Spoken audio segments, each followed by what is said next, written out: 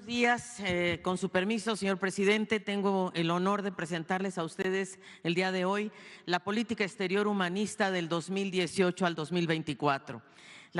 Tenemos que la política exterior humanista se caracteriza por lo que ha dicho el presidente, que la mejor política exterior es la interior, pero con una serie de principios del humanismo mexicano que han caracterizado estos 6 años. Una relación de amistad con Estados Unidos con respeto a nuestra soberanía, una mirada al sur, esto ha sido muy importante, un cambio de paradigma para cooperar con el sur global bajo el principio de autodeterminación de los pueblos y la no intervención, especialmente en América Latina y el Caribe. La construcción de paz y seguridad internacional bajo estos principios de no intervención y sobre todo la comprensión, el compromiso para la solución pacífica de las controversias. Solidaridad y fraternidad, les hemos otorgado asilo y refugio a migrantes que prueban su miedo creíble, hemos donado vacunas, ventiladores durante COVID y un retorno asistido a la comunidad mexicana en situaciones de riesgo. Quinto, hemos recuperado el patrimonio histórico. Vamos a ver esos números maravillosos de repatriación de este matrimonio, que le hemos llamado rematriación en realidad, vuelta a la madre tierra se llama esto. Y el legado, el modelo mexicano de movilidad humana. La siguiente, por favor. Nuestra relación con Estados Unidos y especialmente la del presidente López Obrador ha tenido un diálogo político permanente. Incluso ustedes vieron ayer la carta que le mandó el presidente al presidente Biden. Biden le contesta, se hablan por teléfono, más de una treintena de encuentros con cancilleres, funcionarios de alto nivel. También se han celebrado aquí la 9ª y la 10ª cumbre de líderes de América del Norte, donde vinieron, por supuesto, Biden, Trudeau y nuestro presidente. Fue a Washington, una en México. También se echó a andar el Comité Trilateral de Fentanilo que preside la secretaria Rosa Isela Rodríguez. Se hizo uno en Washington y otro en México. Y desde luego, pues estos encuentros bilaterales con Trump y con Biden, que siempre han sido amistosos y muy respetuosos de nuestra soberanía. Y desde luego el impulso al comercio, se ratificó el TEMEC en 2019, un gran logro, y se crearon mecanismos bilaterales de diálogo económico en conjunto con la Secretaría de Economía. La siguiente, por favor. Nuestra mirada al sur, yo creo que esto es algo muy importante, es un cambio de paradigma en ese aspecto. Se fortaleció porque México presidió CELAC 2020-2021 y en esa cumbre sexta que se celebró en México en 2021 se reunieron por primera vez en la historia del continente 30 países y 16 mandatarios con 3 resultados: el Plan de Autosuficiencia Sanitaria, la Agencia Latinoamericana y Caribeña del Espacio y el Fondo para la Respuesta Integral a Desastres Naturales. El presidente Andrés Manuel López Obrador hizo una gira a Centroamérica visitando Guatemala, El Salvador, Honduras, Belice y Cuba. Esto fue en 2022. Y luego en Colombia, muy importante, donde se hizo un diálogo sobre drogas con un enfoque diferente, un enfoque de salud pública, y esto fue en septiembre de 2023. Se participó también el presidente de la República en el 50 aniversario del golpe de Estado a Salvador Allende con un emotivo mensaje de reivindicación de valor a la democracia y de decir nunca más a la violación de derechos humanos. Y en la frontera sur se ha impulsado una relación estratégica entre el presidente López Obrador con Guatemala y Belice, particularmente para lograr una frontera segura y extender el Tren Maya y el corredor interoceánico. Retomamos el diálogo con el Grupo de los 77. No es que volvamos a ser parte del Grupo de los 77, pero sí hay que dialogar con todo el mundo. Y la cooperación con la India, que la llevó adelante el secretario Marcelo Ebrard en la transferencia de tecnología, producción de medicamentos oncológicos y medicamentos para enfermedades respiratorias. Y desde luego varias participaciones en el G20 del canciller Ebrard, donde se posicionó la pobreza y a la desigualdad como prioridad y se trató la deuda externa de los más vulnerables.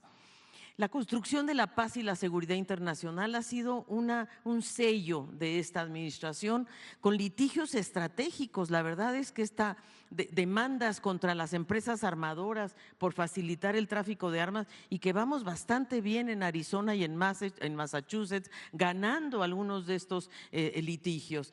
Y también hemos sido garantes de la paz. Esto es lo que se llama la diplomacia silenciosa. esa que no se hace a través de los medios, sino que México, por ejemplo, hospedó 2 ciclos de negociaciones entre el gobierno de Colombia y el Ejército de Liberación Nacional a petición de ambas partes, y fue aquí en México donde decidieron desarmarse, y eso es muy importante. Con Venezuela también auspiciamos diálogos entre el gobierno de Venezuela, la Plataforma Unitaria Democrática y Estados Unidos, y aquí fue donde se creó y se construyó el Acuerdo de Barbados de 2023 sobre promoción de derechos políticos y garantías electorales. Y en Haití se ha capacitado a la Policía Nacional y las Fuerzas Armadas para contribuir a la paz. El Consejo de Seguridad, ustedes recordarán que el presidente López Obrador fue al Consejo de Seguridad de Naciones Unidas y presentó una propuesta muy novedosa sobre cómo erradicar la pobreza extrema a partir de pago de impuestos, por cierto, de evitar la evasión de impuestos de los países desarrollados. Y todavía se sigue analizando esta propuesta en Naciones Unidas. México aboga por una paz duradera con apego al derecho internacional. Verdaderamente sí condenamos la violación de la integridad territorial de Rusia, Ucrania, pero denunciamos la carrera armamentista. Sigue esa carrera armamentista que no nos lleva a la paz, y si no están las dos partes en la mesa, no habrá un verdadero consenso para la paz. Y en Medio Oriente condenamos la muerte indiscriminada de la población civil de Gaza, la desproporcionalidad del conflicto armado, favorecemos una solución al conflicto, pero bajo la premisa de 2 estados, Israel y Palestina. Condenamos, por supuesto, contra Ecuador y fuimos a la Corte Internacional de Justicia por la flagrante violación que hicieron a nuestra embajada y sobre todo el atentado contra la integridad de nuestro personal. La solidaridad de México es lo que más, yo diría, se puede destacar. En primer lugar, fuimos el primer país de la región en recibir vacunas contra el COVID. Ustedes recordarán que no había vacunas en el mundo porque los desarrollados decidieron concentrar las vacunas. En cambio, aquí, gracias realmente a la intervención del secretario de Relaciones Exteriores, se logró recibir vacunas. Se recibieron más de 200 millones de vacunas de 7 farmacéuticas. Logramos recibir la donación de 22 millones de dosis de Estados Unidos, 3 millones y de una empresa estadounidense y 3 de Canadá. Pero no solo eso, sino que donamos 2.642.800 vacunas AstraZeneca a todas estas naciones, 10 naciones que no tenían acceso a vacunas y donde México realmente tuvo esta característica solidaria, además de 44 respiradores que fueron hechos en México, por cierto, y a todos estos países también fueron donados. Se concretaron muchos convenios con China, con la India, con Corea en materia de salud. Pero la otra cosa es que se repatriaron con nacionales 18,000 mexicanos que se encontraban en estos países, en Europa, Asia Pacífico, África. Los logramos traer de vuelta, se logró traer de vuelta durante el COVID. La siguiente. Protegimos a nuestros mexicanos en el exterior. Imagínense que repatriamos a 81 personas de Ucrania, 721 de Israel. ¿Se acuerdan cuando los aviones de Israel venían de vuelta? 34 connacionales de Haití, gracias, por cierto, a la Sedena y a la CEMAR, porque ellos son los que realmente instrumentaron este regreso. Y, por supuesto, casos de altísima visibilidad. Recordarán ustedes el caso de Ilana Gritsevsky, que se salvó, Orión Hernández, que lamentablemente falleció en Gaza. En Alemania, ¿se acuerdan del caso de María Fernanda Sánchez, que se nos perdió, que resultó muerta en los canales de Berlín? De Carlos Tomás Aranda, que murió en Hoyos, Canadá. Y tenemos también los casos de Manuel Guerrero, que por suerte ya salió libre, ya está de vuelta, este caso tan emblemático de Qatar. Y bueno, tenemos 12 rehenes todavía en el barco Galaxy, Arturo Zacarías y Marcos Gómez Jerez. Y por cierto que en materia de protección consular hemos hecho lo que el presidente nos instruyó, es que los consulados se transfirieran, si se transformaran en defensores de personas mexicanas en Estados Unidos, sobre todo en materia penal. En este sexenio ninguna persona mexicana ha sido sentenciada a la pena capital. Y esto es muy importante, son alrededor de 1,200 mexicanos que no fueron a la pena capital. Lanzamos un pasaporte electrónico que nos ha permitido un mejor control en los 53 consulados, gestionando más de 30,000 atenciones diarias y un servicio de atención de 24/7, porque como ustedes saben, con todas estas leyes antimigrantes tenemos que proteger a nuestra comunidad mexicana en el exterior. Y por primera vez se entregaron actas de nacimiento por reconocimiento de identidad de género, es decir, marcador no binario en pasaportes, y también damos servicio en lenguas indígenas, porque hay muchos migrantes que están en Estados Unidos que no hablan inglés, por cierto, pero tampoco prefieren hacer sus litigios en su lengua natal. Y atendimos la Copa Mundial de Qatar, los Juegos Panamericanos y los recientes Juegos Olímpicos, siempre presentes en casos de protección. Hemos ofrecido asilo político, como ustedes saben, a personas amenazadas de su vida, integridad y libertad. Esa es una tradición mexicana, el asilo y el refugio. Y en esta administración se otorgó asilo a 82 personas de Bolivia, Ecuador, El Salvador, Perú y Venezuela. En Bolivia, tras el golpe de Estado de 2019, se logró el traslado de Evo Morales a México y otras personas, así como recibimos 45 personas en nuestra embajada. No tenemos rotas relaciones con nadie, con excepción de Ecuador. Esto yo sí lo quiero dejar muy claro. El único país con el que no tenemos relaciones diplomáticas en América Latina es Ecuador. En Perú logramos el traslado de la familia del presidente Pedro Castillo. En Ecuador hemos insistido en que se le dé el salvoconducto a Jorge Glass y tenemos en el país algunos ecuatorianos que también han sido expulsados de Ecuador, y ofrecimos a 317 nicaragüenses nacionalidades cuando fueron declarados apátridas. Y la figura del refugio ha salvado la vida de cientos de miles de personas. Hemos recibido 140,000 solicitudes de refugio, que los recibe, por cierto, la Secretaría de Gobernación, y aquí agradezco a la secretaria Luisa María, porque se ha otorgado alrededor de 50,000 refugios, permisos de refugio en este periodo. Tenemos también, además, la característica, como desapareció ProMéxico, esas funciones se transfirieron a la Cancillería. Nosotros somos quienes promovemos el corredor, los proyectos prioritarios de México y a las empresas, corredor interoceánico, el Plan Sonora. Hemos hecho muchas relaciones con Portugal, con el corredor interoceánico, lo hemos hecho con el almirante, nos hemos ido a Washington a promover el corredor. El Plan Sonora en Europa se ha promovido muchísimo, y también el aeropuerto de Tulum, el aeropuerto Felipe Ángeles. Hoy día cualquier invitado de Estados Unidos oficial llega al AIFA, eso ya es un hecho, y todos los invitados oficiales a México están llegando justamente al AIFA. Pudimos hacer también gestiones junto con Sedena para la adquisición de refrigeradores y estufas para el huracán Otis, y también para la adquisición de 20 aviones Embraer en Brasil. Y desde luego el corredor, el Coatzacoalcos, todo esto se hace también muy en conjunto con la Secretaría de Economía. La siguiente, por favor. Y algo importantísimo es la recuperación de nuestro patrimonio. Esto ha sido algo maravilloso. Se ha logrado repatriar y, como les decía, rematriar 15,000 piezas prehispánicas que han regresado a nuestro país por decomisos, entregas voluntarias. Hemos detenido subastas, hemos tenido cónsules que van a la subasta y la detienen, y hemos logrado pues tratados bilaterales para combatir el tráfico ilícito de bienes culturales. Mi patrimonio no se vende, eso es realmente de lo que se trata. Con 15 países hemos trabajado, y hubo 16 conmemoraciones históricas en el bicentenario de la independencia con 6 mandatarios de América Latina y el Caribe, y también hemos logrado la identificación y repatriación de personajes históricos. Catarino Erasmo Garza en Panamá, Clara Krause, viuda del general Felipe Ángeles, que el próximo lunes la vamos a llevar a su, yo diría, a la tumba con su esposo, el general Felipe Ángeles, y el general José María Melo. Todo, la verdad, con el apoyo de la Sedena y la Marina. Y Gobernación. La siguiente, por favor. Y ya para, digamos, el legado que queremos dejar es este modelo mexicano de movilidad humana. Mucha gente dice que no tenemos una estrategia de migración. Sí tenemos.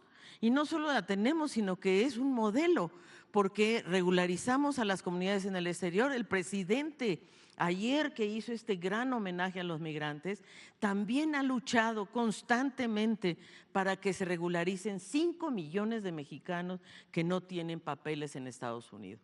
Enfocarnos a las causas estructurales, factores políticos y económicos, también luchando por las comunidades de origen y retorno, y también luchando para que le retiren las sanciones a Venezuela y a Cuba, porque tampoco se puede lograr avances si hay 925 sanciones en Venezuela y un bloqueo económico de más de 60 años. Hemos ampliado junto con la Secretaría del Trabajo la movilidad laboral con empresas. Las empresas están contratando a los migrantes y a los refugiados. Y desde luego hemos tratado de tener una gestión humanitaria de los flujos migratorios irregulares. Y quiero decir que en estas 4 pilares es muy importante la participación de SEGOV, Gobernación, la Secretaría de Seguridad, la Sedena, Semar, Bienestar. Todos juntos hemos trabajado para que podamos realmente tener esta mirada humanitaria y atender las causas para que la migración sea una opción y no una obligación. En el 2023, fíjense ustedes cómo bajó ya la migración de los mexicanos. Hoy día ya la migración más alta proviene de las nacionalidades del sur, por eso le hemos dado una mirada hacia el sur. Y hemos logrado bajar 77% desde diciembre a la fecha los flujos migratorios que llegan a la frontera. Y por supuesto, visibilizar y reconocer a nuestras comunidades migrantes. No solamente porque, miren cuántos son 37.8 millones en Estados Unidos, 26 de los cuales son de segunda y tercera generación, 11 de primera y millones de indocumentados. Y tenemos también, miren la contribución que ellos hacen, 324,000 millones de dólares es lo que ellos contribuyen a la economía de Estados Unidos. Y nos mandan el año pasado 62,000 millones de dólares, ayer el presidente mencionó 65,000 millones de dólares en remesas y solo representa el 19% de sus ingresos. Quiere decir que el resto se queda en la economía de Estados Unidos. Y 10 de cada trabajadores agrícolas, 7 son mexicanos, 7. Así es de que por ello es tan importante. ¿Y qué queremos, además de apoyar a las comunidades migrantes y agradecerles su enorme contribución a nuestra economía, es darles registro al IMSS?